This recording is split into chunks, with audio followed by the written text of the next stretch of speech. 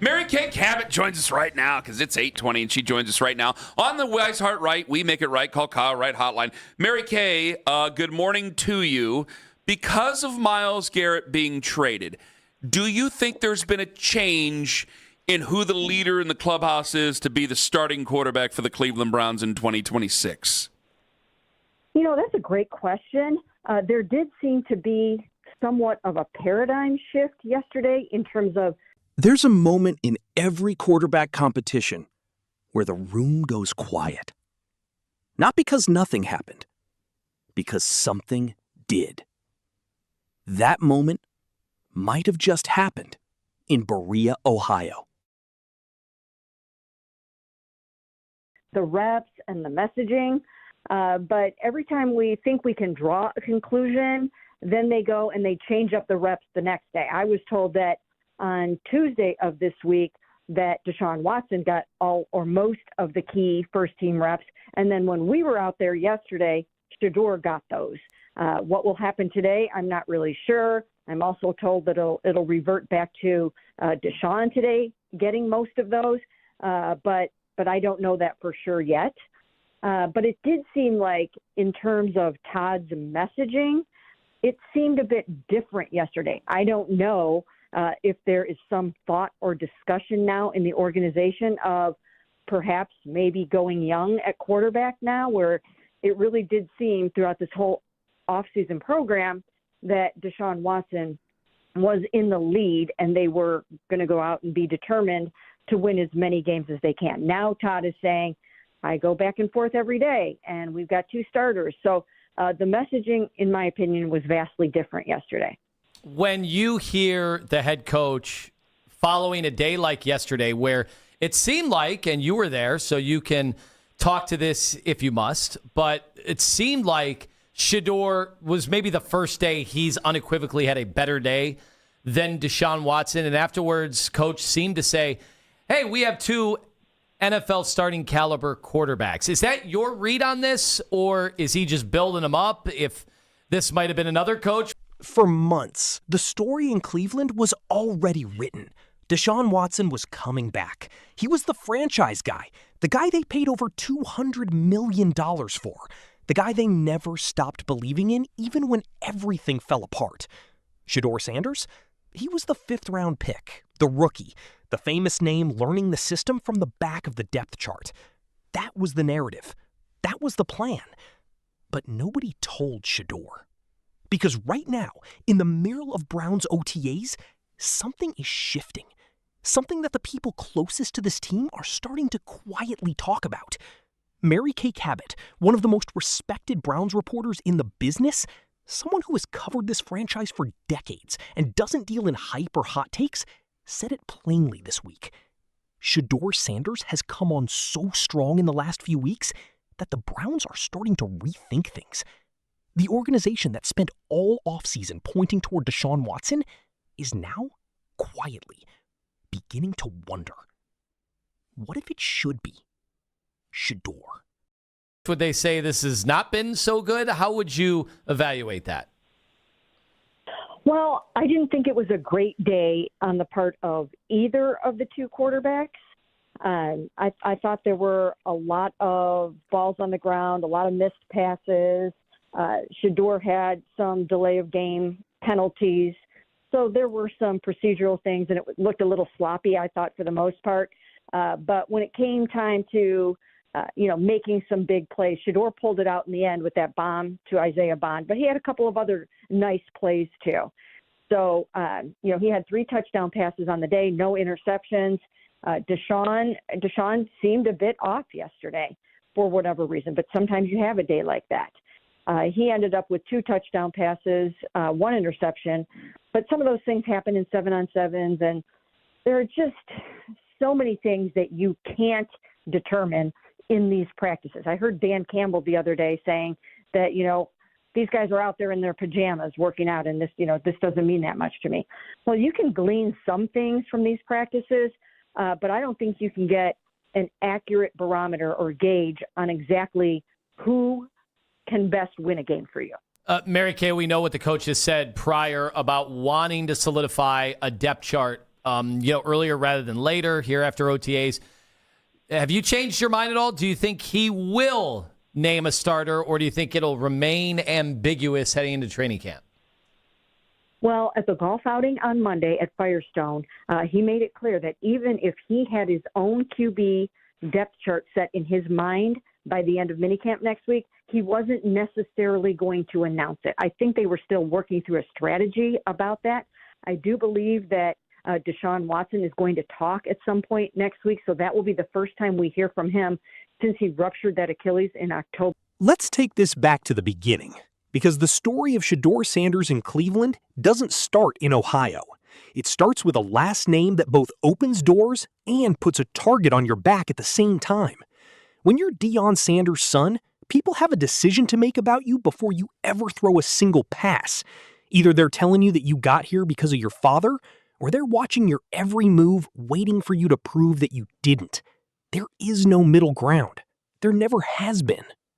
Shedeur grew up inside one of the most scrutinized football families in American sports history, and by the time he got to Colorado, everyone had an opinion about him before the first snap. What he did at Colorado was real. The numbers were real. The toughness was real. He took hits behind one of the worst offensive lines in college football and kept getting up. He kept delivering. He had a completion percentage that most NFL quarterbacks would take right now. He was making throws in tight windows under pressure that should have had every front office in the league paying close attention. But the draft process? Man, that's where things got weird. Teams started passing on him. One after another, quarterbacks came off the board and Shedeur was still sitting there. The social media commentary was brutal. The analysts were going back and forth. Some said he had attitude issues. Some said the Colorado system was overrated. Some said teams just didn't trust what they were seeing. Round after round went by, and one of the most statistically dominant college quarterbacks in recent memory was watching other players get called while he sat in that room with his family. He eventually landed in Cleveland, 5th round, backup quarterback on a team with a starter who had just torn his Achilles and was trying to come back. The easy read was that this was a developmental situation. Give him a year or two, see what happens, and let Watson be Watson. Except Watson has been hurt more often than he's been healthy, and Shedeur has been grinding every single day. Of 2024, but I don't know if Todd is going to be ready to say, hey, our QB depth chart is such and such. I actually think now he's backing off of that and hedging on that, and I don't know if they're going to do that or not. Why do you think he might be backing off of that and hedging on that then? Well, he mentioned yesterday we haven't seen them in pads. We haven't seen them, against full competition. They never went against Myles Garrett. Now they're going to have to go against Jared Verse, which they haven't done that yet. It just hasn't been a 100% full defense. The receivers haven't even gone against Denzel Ward yet. Some of these touchdown passes that you're seeing are against guys that may or may not be on the team this season. So they don't have a true gauge right now on exactly what these guys are going to be capable of this season, and they won't have that until they get into the real games even. I mean, even the preseason games are fool's gold sometimes, but I think he's starting to maybe see the wisdom in, okay, well, Shedeur is – here's what I think is happening. I think Shedeur has come on so strong in the last few weeks that it's making them think, maybe we should see what he can do in training camp before we decide that perhaps DeShawn Watson might be QB1 on the depth chart. I think he's just worked so hard and done such a nice job and maybe even surprised them in some ways that I think they're kind of backing off that a bit. Whoa! That changes everything, Mary Kay. You bet your ass, Tone, it does. That'd be pretty amazing. Mary Kay, can I ask you, who do you want to start week one? Do you have a decision made in your head yet? She's going to say Dylan Gabriel. Come on. No, I don't. I don't, and I never have. Even back when I said that I thought that they should name DeShawn QB1 on the depth chart for OTAs and minicamp, I said that because I think that it's good to get the 11 working together, but that's got to be your best 11, whoever that is. And if it's Shedeur, then Now here's where the conversation gets really interesting. The Browns held their OTA practices this week, and the reporters who were on the field are talking. Shedeur had a day that people noticed.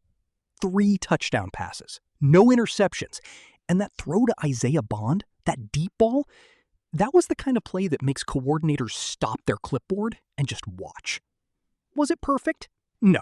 There were delay of game penalties, there were some sloppy moments. Nobody is pretending this was a flawless performance. But the point is this.